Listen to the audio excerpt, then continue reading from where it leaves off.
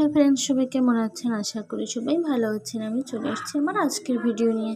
এই যেখানে যে খাবারগুলো দেখতে পাচ্ছেন, সেই খাবারগুলো আমাকে দিয়েছেন পাশের বাসার ভাবি। এই দেখুন, এই খাবারগুলো কিন্তু বেশ মজা ছিল খেতে। আর এই যে এইটা কিন্তু আমি বুঝতে পারিনি যে এটা কী খাবার। আমি আগে কোনোদিন খাইনি। ভাবি বলেছিলেন এটা চিপস বলে এটাকে।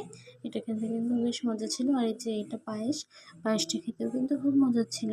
আর এই যে খাবারটা, এটা কিন্তু বেশ মজা ছিল খেতে। এটাকে কী বলে আমি সঠিক জানি না।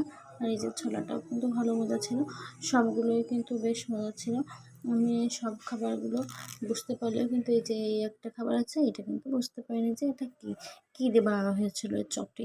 কিন্তু বুঝতে না পারলেও চপটি কিন্তু অসাধারণ ছিল, জাস্ট অসাধারণ। খুবই মজা লেগেছিলো খেতে চপটি। সব খাবারগুলোই মজা ছিল এখানে, সবগুলোই ভালো ছিল খেতে। ভাবিকে আমার পক্ষ থেকে থ্যাঙ্কস এত সুন্দর খাবার দেওয়ার জন্য। থ্যাংক ইউ ভাবি। আর এই যে এই খাবারটাকে দেখুন, এই খাবারটা কিন্তু এটা হলো কুমড়ি, কিন্তু কুমড়ো দিয়ে বানানো হয়েছে এই চপটি। আর এই চপটি দেখে আমি অবাক হয়ে গেছিলাম। এইটি হলো ঢেঁড়স দিয়ে বানানো একটি চপ, ঢেঁড়সের চপ। আমি আগে কোনোদিন কিন্তু এই ঢেঁড়সের চপটা খাইনি, এই প্রথম খেলাম ঢেঁড়সের চপটা।